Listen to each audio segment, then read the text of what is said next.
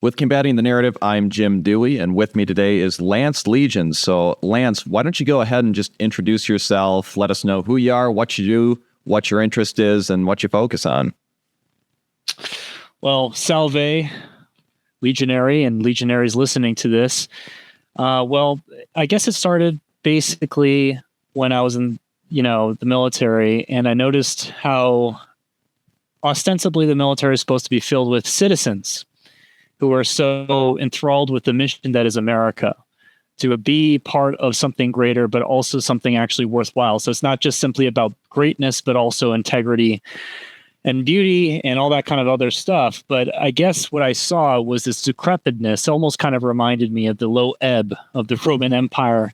And I hate using allusions to it too much because it's been overwrought. However, as you can tell, Lance Legion, my whole bit is basically an archaeo-futuristic rendition of America into our present time. Well, why is it that I focus so much on Rome is because as much as Rome is this vision of beauty and strength from our past, it also bears within it, it's pregnant with, moral and virtuous in the sense of the Machiavellian virtue, strength, examples of personal character, of persistence and strength, which you don't really find anywhere else in the same way. Because one of the benefits of Rome is that it's semi-mythological. I mean, yes, of course, we have a lot of historical text from it. However, there is so much unwritten that it leaves a lot of room for the imagination.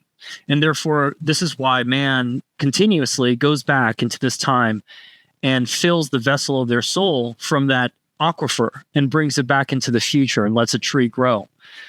So what is Lance's Legion? Really what it is my effusion onto the world of providing people a different vision of what America could be. So think America, but different. Think America, but strong. Think America, but filled with citizens, men and women of virtue and strength.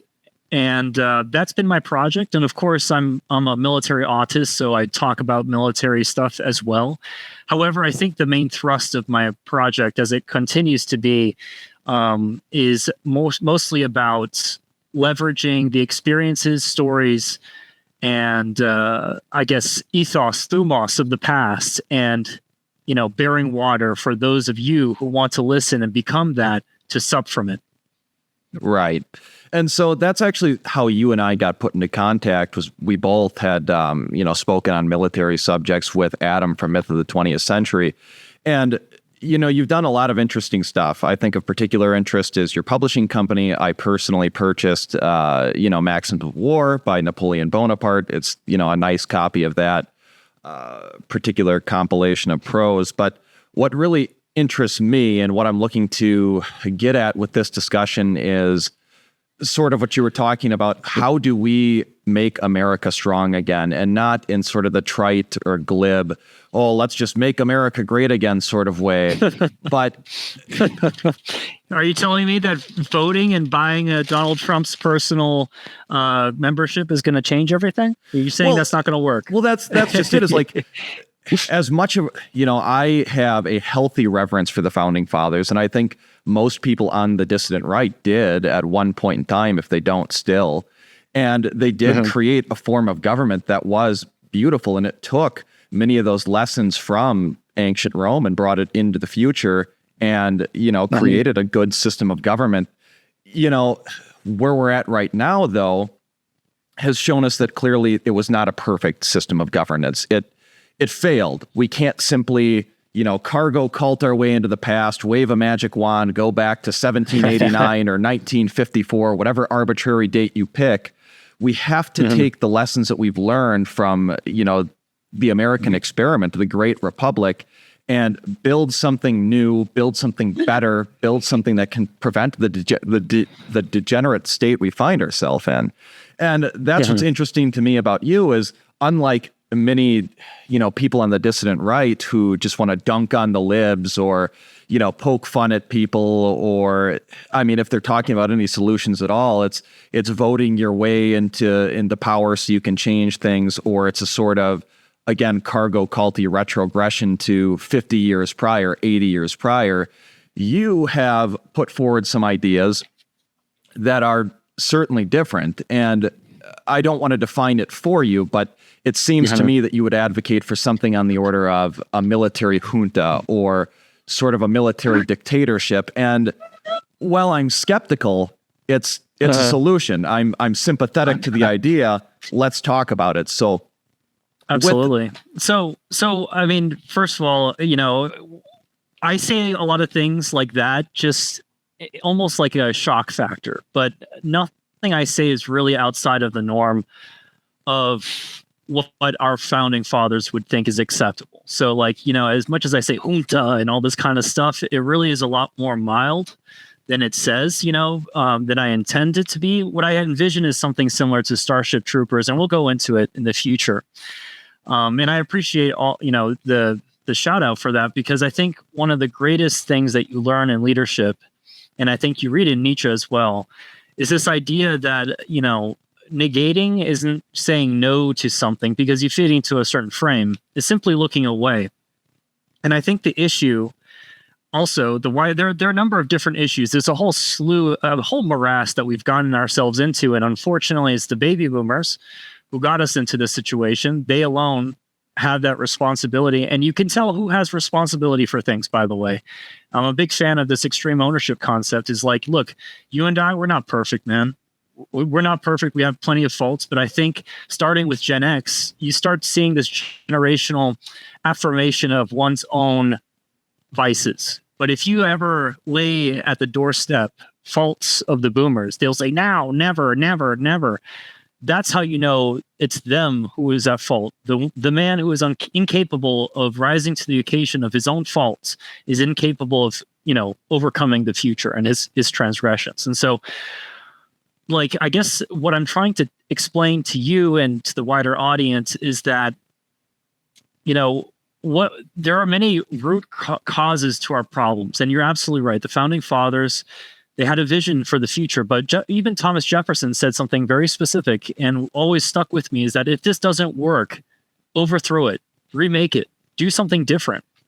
And I believe that's what the American tradition really is this idea of a constant overcoming, a constant self-overcoming, a constant self-evolution, a possibility where we don't fall in love with forms, if that makes sense. Like, we don't love the republic because it is a republic. We love the republic because it is the vessel by which it carries the American spirit.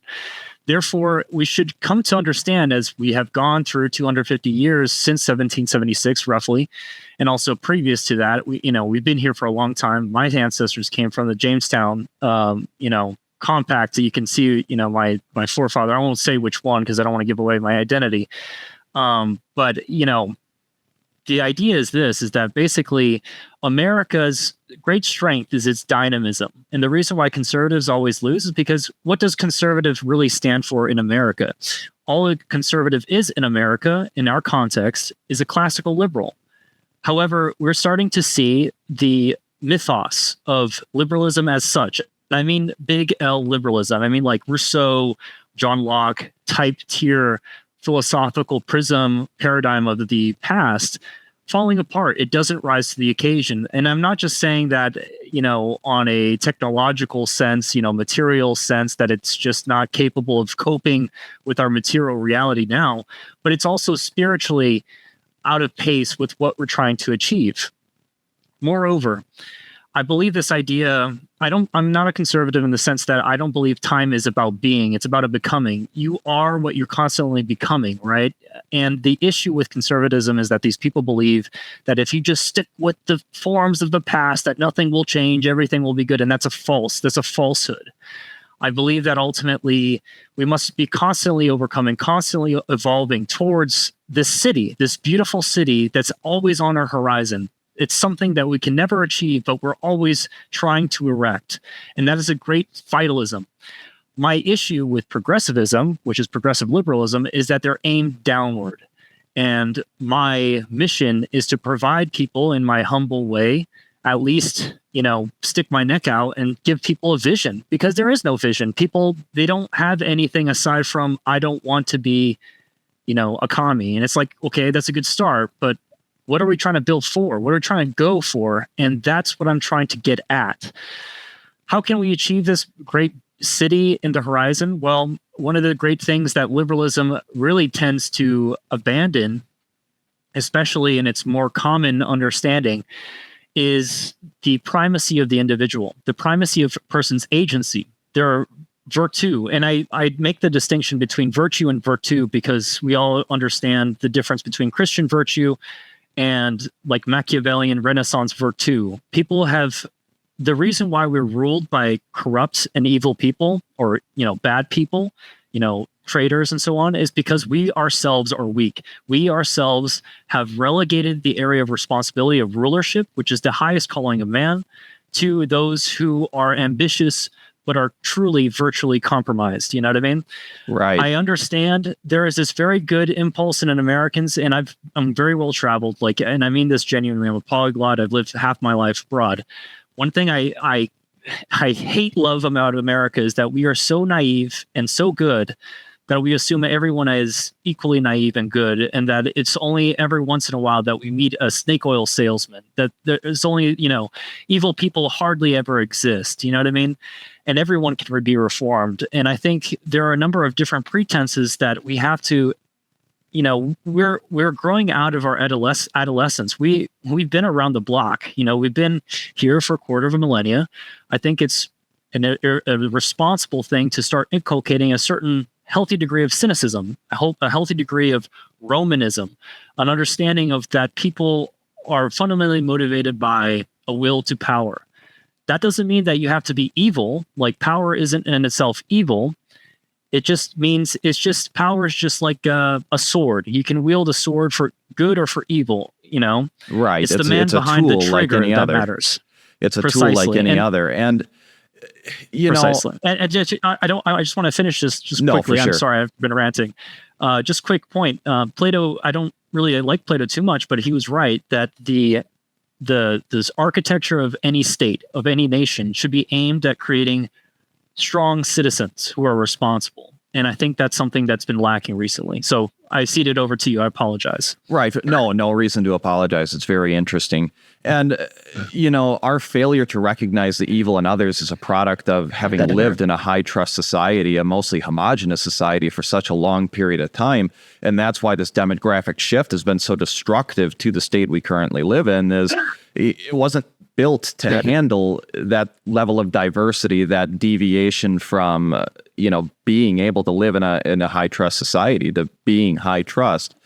And you've covered pretty well why revamping the current system isn't a viable option. But let's talk about for a moment, just in the broad strokes, because we don't have the time or really the wisdom to hammer out here today all the nuances and all the ins and outs of how this would work. But describe in the broad strokes your ideal form of government and how it would function. Well, broad strokes is that the government should be ruled by those men who have virtue and those men who do things for the greatness of their nation, not for personal aggrandizement. And I'm not saying this as an anti-egoist. I believe there is a place and a time for exalting great leaders like emperors or whatever, or even just consulars and stuff like that. However, there is this issue when you marry money with power, or you marry, luxury with power, that you attract the wrong people. You're attracting the scum of the earth type people. And ultimately, the reason why I have so much faith in the military is not because I'm like a child. I don't believe that every person that's ever been into the military is a good person. What I believe, though, however, is to enter into the military, to have gone and done a faithful bit of service, is itself a sieve which selects for a certain type of individual. This type of individual is the sole type of individual who's capable of true rule.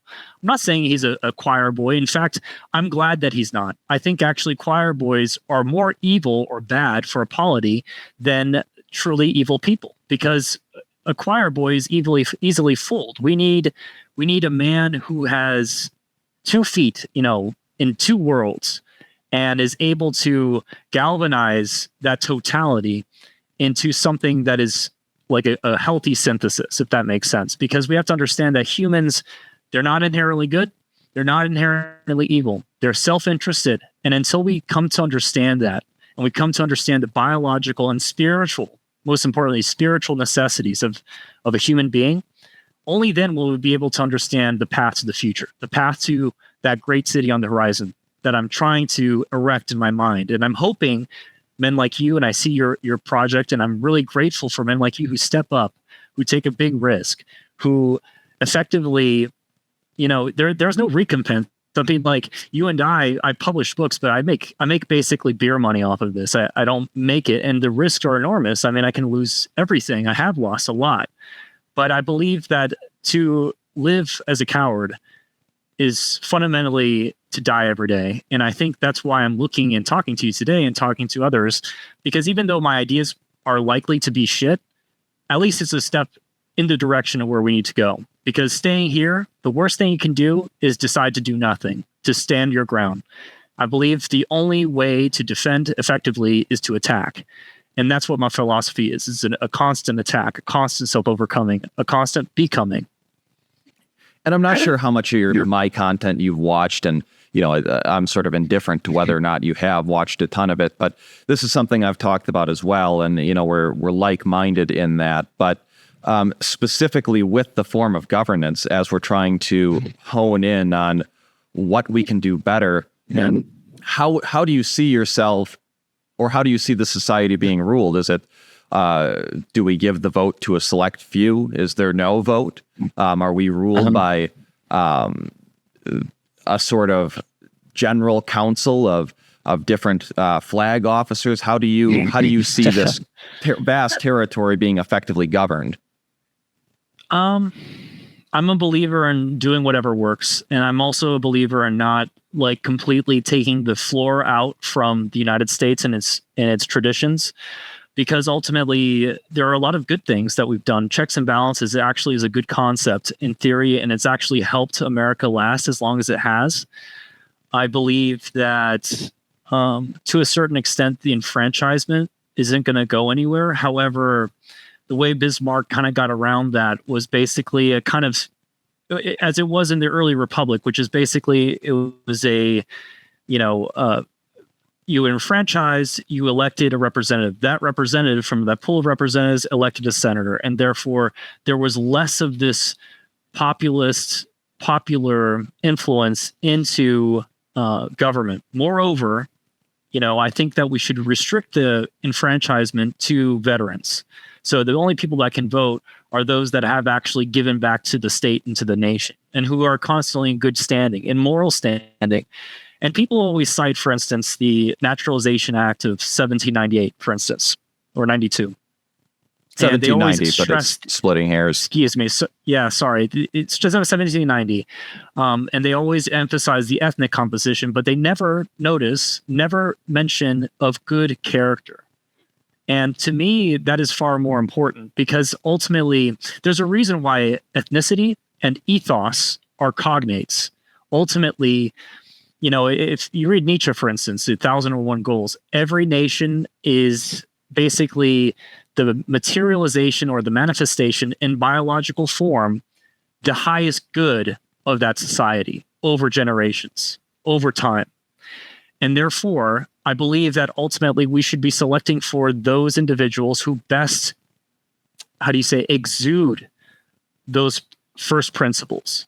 For me, I believe that we should undo the liberal concepts of life, liberty, and pursuit of happiness, and instead talk about what they really meant. I mean, if you read, for instance, the Federalist Papers and John J. Adams and a number of other individuals, what they meant by the pursuit of happiness was a gross Greek alliteration of what it meant is excellence, arete. And so this is why I have the motto, honor, courage, and the pursuit of excellence, which is quite different, because liberalism has this become this metastasization of libertinism. Anything that is libertine is inherently liberal, even though that is not really the concept. And as we're seeing now, regardless of an ethnicity or class or whatever distinction, the main enemy is excellence.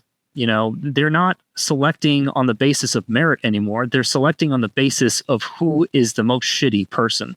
Does this enfranchise practically the shittiest people in our society? And no wonder why our society writ large is becoming shit, is because we're precisely going into this 1984-esque principle set where we are exalting the worst of us and we're abandoning or even persecuting the best. How long can we stand this for? You know what I mean? We can't stand this for long. I mean, the fact that we have lasted this long since 1965 is pretty an impressive feat, to be frank with you. It just speaks to the robustness of our system, but there needs to be some kind of change. There needs to be an evolution. That's what I believe in, an evolution. And how does that become, like, if you're asking for specifics, and I understand why you ask for specifics, because it's important to hold me accountable to what I'm saying. But if I might be so coy, I would like to say that it's important that we just allow principles to dictate how the means become, because I'm indifferent to the means. At the end of the day, I care about selecting who's most virtuous. And my greatest assertion is that really it's the military individual who is the one that's best able to carry the responsibility and steer the course of the state and the nation. Right. And I guess to play devil's advocate, perhaps that people who have joined the military show a certain level of reverence and respect for the state and a sort of personal sense of virtue, and a duty to their country. But how does that translate into effective governance? What about military men makes them better governors and rulers and managers of the state and all the bureaucracy that comes with managing and ruling over a large territory? Why is the veteran better than the layman or somebody who's been trained in politics and has come up through the bureaucratic system? Right. So, for those who are listening, I guess this is a time-tailed question of the technocrat versus, the philosopher king model, right? And I think this is a valid point, because just because you're a good dude doesn't mean you're a competent dude, right? And that's what I think is the crux of your argument, correct? Correct. All right. Okay. So my point is this. I completely agree with you, brother. Like, just because you're, a great, let's say, soccer player, Maradona is the best guy, right? Best at soccer, right? He's a terrible manager. One doesn't necessarily follow the other. However, in the context of moral virtue, there's a difference. There's a different dynamism, because at the end of the day, anyone can be trained up to a certain level of competency in skills. Very few people are born with the instincts that are able to be trained up to have that virtue, to have that integrity. I mean, for instance, JJ did tie buckle, which is a common leadership trait in the Marine Corps, right? Justice, judgment, dependability, initiative, all that kind of stuff. Those are things that are completely lacking in civil society. You go to school, no one teaches you that. What they teach you in school tacitly is to be nice, to not fight, and to, be laissez-faire, to, you're evil. If you see something bad, you can't do anything, which is very bad. It's a very bad habit that we have, which is to allow other people to do things which are bad. You know what I mean? Right. And I know exactly what you mean. And not to cut you off, but I think you touched on something earlier that I want to circle back to, but I tweeted something out the other day, and I'm not the first person to have ever thought it, but tolerance is not a virtue. And I think Christianity at large, though I was brought up Christian and I'm sympathetic to Christianity and Christians, has duped the West in particular, or rather it's been subverted to convince the West that tolerance of evil is a virtue. And many on the dissident right are ardently religious, and many on the dissident right are hypercritical of Christianity. And I find myself personally in a middle ground, as useless as that position is. But why are you in particular critical of Christianity? So give me a second to gather my thoughts here, because I think this is something that I need to be very tactful with misrepresent myself. Sure. My personal convictions are very, I guess, Nietzschean, obviously, but the wider reason why I say that Christianity is not itself sufficient is because latent within the values of Christianity are things which don't give rise to good leaders and good military men, good men in general. It teaches you how to be effectively a slave. I mean, that's the origin of the religion. I mean, really, it was most popular amongst slaves. It was most popular it was basically like the communist revolution of 1 AD, if that makes sense. Right. And yes, I'll use AD. I'm not, going to be a cuck and say CE. That's ridiculous. Right. But I guess I'm trying to say this I'm not trying to, because I understand why people are religious, because it's our traditional heritage, and I respect men that respect the gods of their forefathers. And I respect the fact that at least it gives you some notion of good and evil. It gives you some notion of good and bad, which the liberal nihilism doesn't. Does that make sense?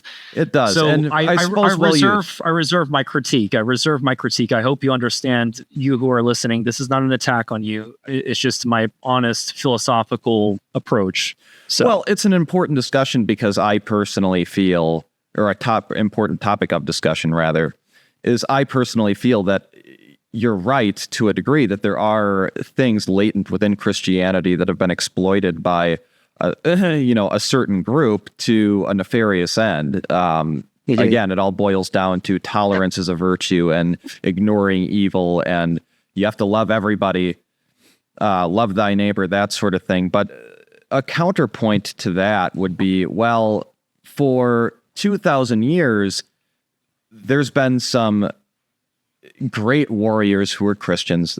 All of the West was largely Christian. In the sign of the cross, did Rome conquer, or at least after Constantine? There are some pretty, for lack of a better term, based leaders of, during the Middle Ages who would say things like, don't argue with a heathen, run your sword through their bellies. So I guess in your mind, what's changed? How do you address that? Why in the past, up until, relatively recently, has Christianity been, again, for lack of a better term, based, and now it's a problem? So it's interesting because, I myself am something of a little bit of like a biblical scholar, first tried my luck at being a priest, actually. So really the idea is this, is like, okay, and they cite, for instance, Crusaders and the destruction of Irminsul, which is the, Saxon pagan holy tree, and like how base that is, and the total triumph of Christianity over the evil pagan forces. And to be frank with you, I'm not advocating to go back to paganism as such either. It's dead just as much as Christianity is dead, frankly. But remember that the Pauline Christianity and later imperial Christianity, as it came to manifest after in the Latin Church after the fall of Western Rome, which is where our inheritance comes from, even if you're Protestant, it basically comes from this really bastardization of what Christianity was. And the reason why you're starting to see Christian liturgy and thought go back to this kind of proto-communist, especially with the Jesuits, for instance, in the 1500s, and later a number of other different, Pope Francis type Franciscans and all this kind of stuff. The reason why it is because it really is closest to the rhetorical gravity of what Christianity really is at its base. And just because men were able to be hypocritical and to act, to be able to be self-contradictory and act in this world, which would probably, if you held them to task with the Christian, virtues, to be fundamentally, at odds with it, doesn't mean that I'm making a critique of the true religion. I'm not talking about the people that happen to be Christian. Does that make sense? And there's this very fine line between these two groups, because for instance, conquistadors who, killed, enslaved, raped tons of people, who, sought out personal glory and, whatever. And they may have said, I conquered the name of God, and maybe they proselytize at the edge of a sword and all this kind of cool stuff that you might ascribe to it. At the end of the day, 500 years later, the inertia of that philosophy progresses towards where we are now. And you may be a hypocrite, but I am of the conviction I don't like being a hypocrite. I like living in line with my values. And I think there's something truly unhealthy about a person who says one thing and does another. And I don't believe in exalting types of people who are willing to do that. I don't think that's dynamic, nor do I think that's necessarily a healthy person. And that's kind of my critique of Christianity without getting too deep into it. But I think what is called for in the future is the affirmation of the will, here and now.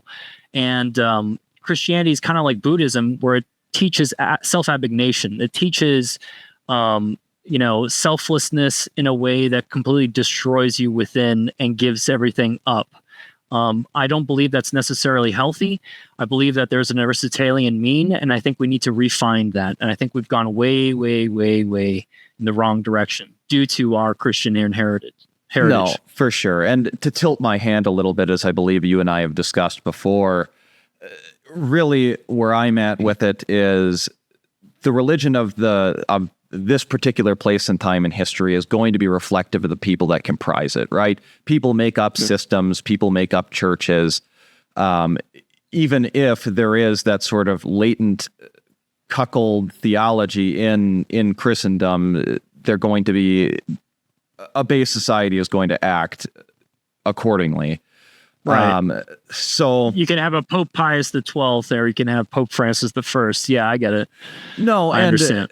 Ultimately, I do think that Christians on the dissident right are hypersensitive to any criticism of their particular niche brand of Christianity, whether it's Nick Fuentes saying everybody needs to be Roman Catholic, or there are a lot of non-denominationals, or those new converts to Orthodoxy, which, I can tell you firsthand, I grew up Orthodox Christian. It is not any different than any other branch of Christendom. It's just maybe 70 years behind the curve. But be that as it may, the dissident right is primarily comprised of Christians or people sympathetic to Christianity. So how do you propose going about getting Christians to be on our side, to get behind your movement, to create this new government or novel form of government? Well, I think that really what the important thing is, just I don't even address it. I just talk about first principles. And if people of a Christian or any kind of denomination wish to adhere to them, naturally they become less so and become more of this thing I'm trying to champion. And I think that ultimately, I say this often, I don't negate. There's a reason why I don't spurg out about it on the internet, is because ultimately it's an indifferent. I don't care. I don't care what your personal belief is, whether I have 10 men with me or 100,000, it doesn't matter. And that ultimately I just want people who believe in the positive mission that I have, and whether they carry baggage with them, I don't give a fuck. You know what I mean? And so whether, the wider hoi polloi are this way or that, I don't care. That's not something that really matters to me. I don't care about winning their vote. I don't care if I die alone. I'm here to tell people how it is, and that's it. And, if there are no people that want to follow me, that's fine. Then we die. And if if I'm successful, then we succeed. So it's really at that level that I believe, Well, and either way, death is a foregone conclusion. So let's do what we must in this lifetime. But, I understand and respect and I'm sympathetic to your answer on that. I'm just sort of, Christianity for me personally is stuck in my craw because there's a lot of issues and baggage that come along with being Christian, and I don't want it to be the poison pill that sort of sinks whatever this next thing is. having said that, and I know you don't advocate for a military junta, in fact, it's not a military dictatorship with no form of representative government. As you said, it'd be something approximating what the republic was with some changes. Right.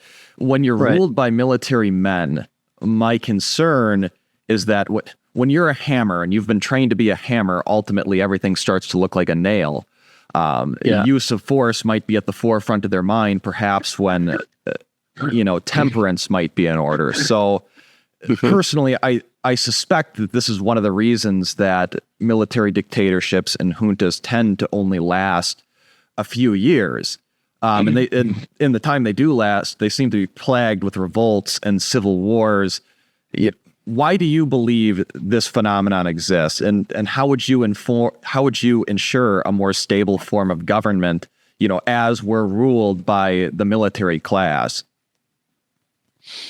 Well, I think it's a fair psychological assessment and historical assessment, especially in recent history, to talk about that in that sort of way, especially because the modern military isn't similar to the Roman one or the ones of Renaissance militaries, because it's a bureaucratic military. And so the men who usually come from that are ones with a kind of singular mindset. What I'm advocating for is a type of total leader, a person who is both political and both military, just like the Romans were. You had consuls who would go to war, command a legion, but were expected to come back and be good leaders to their people. They were expected to be Renaissance men capable of doing both.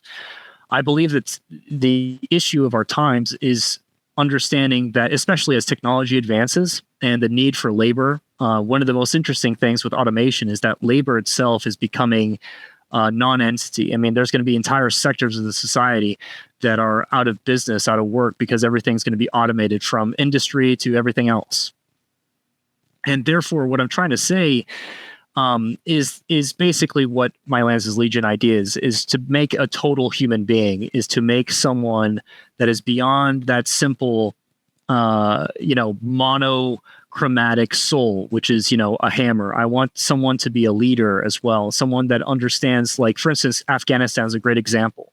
Military men could only think in one way, and insurgents, is the enemy is evil, and therefore any kind of negotiation with the enemy is bad.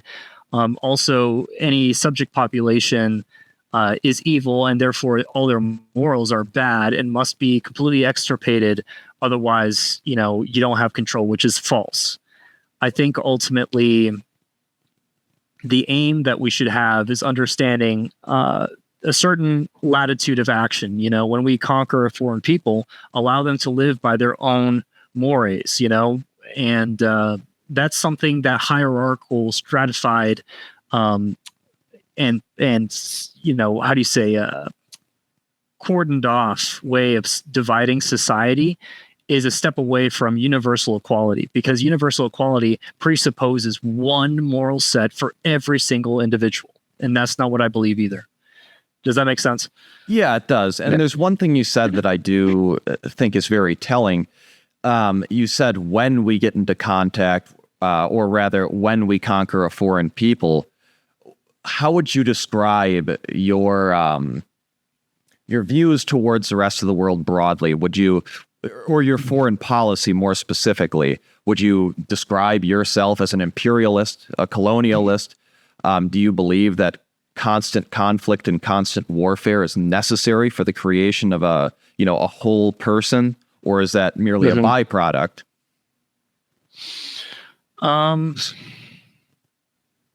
I think war and peace come like the seasons, and increasingly in this world where everything's so integrated, there's no such thing as peace and there's no such thing as war. Everything is a constant agitation, a constant fight. And even in times of peace in antiquity, everything was constantly being contended with, whether it's your, rival citizens or your rival nations. Like I said, the basis of all life on Earth is fundamentally the will to power. And all wills are always combating each other in one form or another, whether it's amicably or not. And therefore, I believe foreign policy. I mean, it's all these specific questions. I'm not trying to be like skirt the question, but I'm trying to say that I feel like we have to fix our home first before we fix anything abroad. I mean, we're so fucked up. We're trying to go over to someone else's house and tell them they're fucked up. You know what I mean? It's just like, no, my friend, like we have a lot of work to do inside. I mean, not just inside our borders, but inside of our souls individually. And I think that self-overcoming, that battle within itself is enough to keep us busy for a long time. And the questions of colonialism, imperialism, or nation state or whatever, I don't care. I think we'll do whatever is necessary should the time come. You know what I mean? But yeah, if you want I suppose what I'm getting at is, it seems to me as though you're a believer in sort of this master-slave dichotomy of people. And I'm not unsympathetic to that worldview. I guess specifically what I'm getting at is the idea of ruling over a conquered people when perhaps a punitive expedition might be in order. And I don't want to get too far into the weeds on this, but I think it is folly for an empire to try to rule over people foreign to their nature, foreign to their constitution, who are not co-ethnics, because you always end up fracturing and fragmenting along those ethnic lines.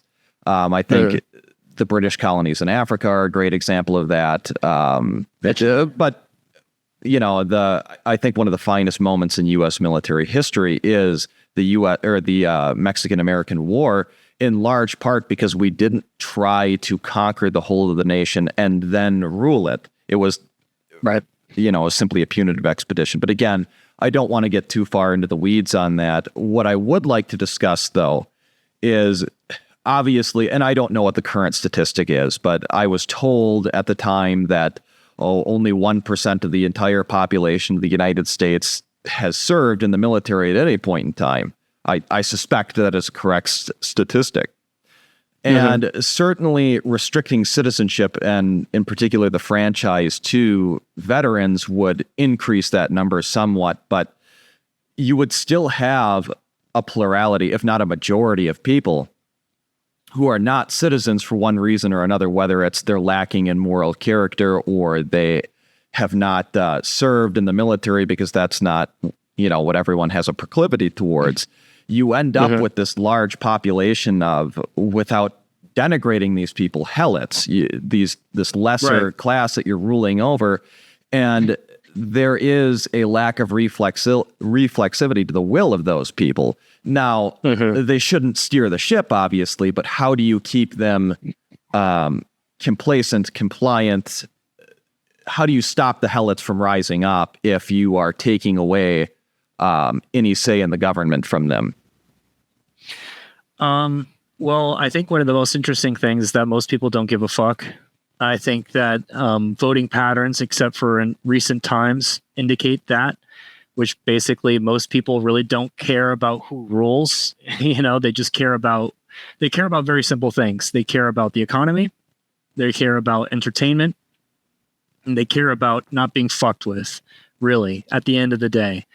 Very few people really want to rule themselves. And if you're saying, if you're talking about the width of your rule, if you're talking about, basically getting people to buy into the system, to be part of the system, well, I think that's very easy. I think really what we can do is a tiered system, which is like local government being taken care of by local civilians, and there's a higher caste and layer where ultimately, they have, it's basically how the PRC is organized. They have the party, the Communist Party at the top that has the ultimate say and the ultimate, rule, but they also allow non-communist, lower section of government to make legislation and all this kind of stuff to make them feel that they're part of the system. And it's genuine. They are part of the system. And they do defer to their, their wants and respond to their needs. However, what we're arriving at is similar to what happened in Rome, where there's no one with like that kind of corrective power. The like versus the emperor, the office of the emperor came about because the Senate were being exploitative. So the optimates were being, oligarchs, and they were shorting basically the welfare of their nation at the expense of the populace. And the populace, the plebeians, they were basically being extorted. With the tribunes of the plebs, they were basically becoming like a proto-communist state, and they were just being ridiculous, as they usually are. But they were only doing that because of the servile and licentious behavior of the ruling class. And so the way that the Romans overcame this is by having a ruling military aristocracy that corrected the worst excesses of both these classes, but also allowed them a large cone of action, a large leeway of personal action to express their needs and wants, as well as, which is most important, people kind of forget, their will to be, prestigious, to gain honors and to be known. I think a lot of people overlook this, but many human beings do the things that they do because not just for money or whatever, but they do it for the prestige. And the way that you politically basically put all these heads together under a system is by allowing them to act in it. I'm just saying that there needs to be someone that puts hard limits to the excesses of both these castes. You know what I mean? I do. And I guess I've known personally a lot of 05s and 06s, people who are climbing the ranks, who are not virtuous people. And some of that is disgusting. Yeah. Well, and I've even interacted with flag officers who are of that same ilk. And part of that is a result of the decadent society we find ourselves in Western decline. But, if we need a virtuous man at the top, how do we go about ensuring that the only man who gets to the top is the virtuous one, is the whole man who is capable of rule? Because what I am afraid of is you get somebody who knows a demagogue. They say all the right things. They can go through the motions, but they're not fit to rule, ending up in a position of power and destroying the society. Mm-hmm. How do you intend to stop something like that? Basically, how do you check power? And the most interesting thing, that's usually the most a poignant way of criticizing, like, for instance, al-Assad or Gaddafi, right? Like they say, oh, these guys, they're absolute dictators, and then, there's no recourse. Well, there is recourse, and it's precisely why they've been overthrown. It's called, basically, if they become tyrants, they get overthrown. And this is not like a moral judgment. This is just a statement of political fact. And moreover, I'm pretty sure there's processes that we can do which will make sure that the individual at the top is not some Manchurian candidate or tyrant, which is by constantly, testing them, having a certain, having lie detector tests, expecting them to be acting in the goodwill of the people, to be true believers in America, and so on and so forth. I don't have all the answers. However, I do have a general conception of what is better than this. And I guess it begs the question, what is this? What do we live in right now? Well, what we live in right now is an oligarchy. We live in basically a plutocracy, really. And the only way that gets overcome is by outmaneuvering them. And usually in recent history, it's by going down. So it's by making a communist state like the Soviet Union or China or Vietnam. I'm hoping that we don't have to do that, where we can actually aim up instead of aiming down. And I think the Spartans had a good example of this. They had the Crypteia, and their system of governance was very dynamic. I mean, they had two kings. Obviously, we wouldn't do that. But what I'm trying to say is that they had a monarchy, but it was nominal. They also had a senate, and then they had a assembly of picked citizens, and these checks and balances balanced each other out. And so, I mean, I personally am of the conviction that we don't have to do away with the judiciary, the legislative, or the executive branch per se. What I'm saying is, on top of this tripartite form of governance, there is one that's superimposed over all three, which checks the excesses of all three and make sure that it's the fundamental party that will champion the ethos of that nation. And we have veered off so far off course because we have no true constitution. Like our constitution, which is just a document that can be amended, has no like true adherence. It's just a rule book. Well, a rule book is not enough. It's like we're talking about the undergirding spiritual mean of what it means to be actually American. And that needs to be championed by this caste of men who devote their entire, men and women, who devote their entire existence in their society to the constant becoming of that ideal. Right. And I suppose the older I get and the more I see the excesses and failings of democracy, the more sympathetic I am to the idea of sort of regressing to the mean or regressing to what seems to be the natural state of man, which is some sort of hereditary monarchy or hereditary dictatorship. And the reason I'm sympathetic to this is, number one, say what you will about, tyrannical kings, but they would never sell out their people to foreign interests in the way that, this current republic, this current democratic system has for us. And there's something to be said about sort of the family business and, lessons passed down from father to son to make them effective rulers. I guess, what is your take on this as opposed to, or in juxtaposition with this sort of dictatorship you propose? Well, I think that the hereditary principle, humans haven't changed over 100,000 years, really. And still are like our, psychological conception of the world is fundamentally tribal. We can't change that as much as we'd want to, or I guess some other people want to. Liberals really hate it. That's why they want to abolish the family, abolish gender, abolish all these things, because it gets in the way of their basically relegating humanity to automatons. You know what I mean? They want them to function like cogs.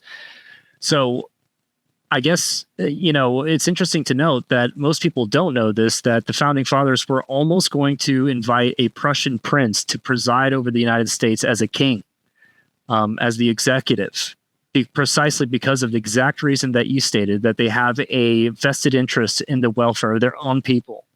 And Hans Hermann Hoppe, who I'm sure you're probably aware of, talked about the primacy of monarchy being itself a salubrious or salutary influence, because he is interested in seeing his nation succeed. He is not shorting his nations. So, for instance, people that are in political power in the United States and citizens at large don't give a fuck about America because they have no stake in it, because it gives you all the benefits of living here, but it expects nothing of you.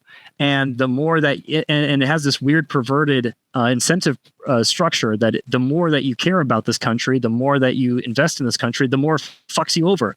So of course there's no one that really cares about America. You know what I mean? And so ultimately I do agree with this like monarchy concept. And I think that the Platonic form, if that makes sense, ultimately is what I'm talking about. Rome effectively became a monarchy during the imperial era. You can't escape it. You can never escape it. Republics always devolve into a type of the iron rule of oligarchy. You know what I mean? Everyone always wants to chief. Everyone always wants a leader. And I think that's healthy. I think that's what's the most unhealthy thing, is to believe in equality or democracy and all this kind of bullshit. And everyone knows it's bullshit because they don't believe it themselves in practice. You know what I mean? I do. And that's part of the reason why the United States is in the dire straits it finds itself in today, is because not only has our rule not been hereditary, and there are, foreign agents in our own government, or at least agents foreign to our own as heritage Americans constitution, but, without some sort of hereditary citizenship as well, some sort of connection to the founding of this country that you and I have, I think the government or the civilization is doomed from the start. And I don't want to belabor this discussion too much, but I think we've had a great overview of your thoughts and ideas on governance. And we've sort of put forth this lofty ideal state, and it's vague, but it's there. So and now we want I want people to feel welcome to criticize me too. I don't pretend to have all the answers. What I have is a placeholder and at least a direction of where I think things should go. No, and that's the whole point of this. That's the whole point of this discussion. And again, I'm not sure if you watched any of my videos on the subject to this, this point in time, but I said that I'm certain I don't have all the answers, and I'm certain my ideas aren't all there, but at least it's something. We're not going to get anywhere without a lot of critique, a lot of dialogue, and, coming together to try to form something new. But now that we've sort of set forth this vague notion of a lofty ideal state, ideal society, okay, so what? What now? What steps should people like you and I, or the people listening to this, be taking today to, start moving towards this desired end state to help achieve this, ideal civilization, rather? Yeah. So I'm glad that you asked that, because you have to act on, like, okay, that's great. What are we doing now? Right? You plan backwards. Well, we are in such a backward situation that the nomos, which is a Greek term for the cultural, moral underpinnings of a society, are completely like anathema to what I just said. In fact, I'm pretty sure if anyone overheard me, they'd think I'm fucking crazy. Most people will hear this and they'll if they could, they would smear acid on me and crucify me, whatever. So what do we need to do right now? And it's very unsexy, but it's true. We need to form the nomos, the culture, the like, this is what Gramsci talked about, but basically revolution for him didn't start at the workers seizing the means of production. It started actually culturally, which is how you galvanize people to a constant vision by making them share common cultural touchstones. Think about it as like an OS system for your brain. You know what I mean? The OS that we're running now is it can't run the program that I want people to, run. Does that make sense?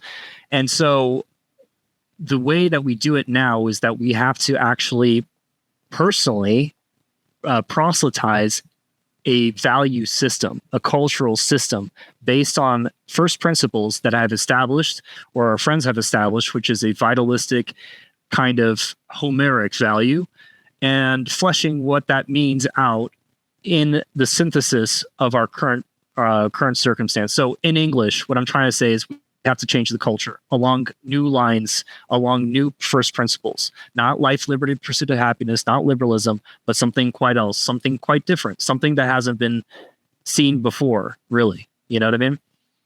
I do. And I think with that, we can leave it there. Are there any closing thoughts you'd like to, put forward? Anything you'd like to say to the audience before we sign off here? Yeah, I would say it doesn't. So what I would say is this: all these ideas and concepts, they don't happen in a vacuum, and they don't happen without blood, sweat, and tears. Everything is arrayed against us. However, nothing is more powerful than an idea whose time has come. And we have come, and this is our time, and the future belongs to us. So don't forget that. We're going to set many setbacks. There are going to be many problems, but it's necessary that we act, because the ignominy of accepting surrender and slavery and death is far worse than accepting the death at the hand of a good cause. That's all I would say. Keep it that way.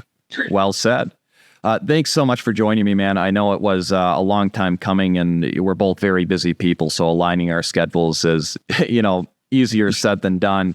Go ahead and check Lance's Legion out. I'll put his links in the description. Go ahead and check out his publishing company. Let's help him make a little more than beer money off of what he's doing, because he's popularizing a lot of literature that everyone should be reading. But with that, I'm Jim Dewey, and this has been Combating the Narrative.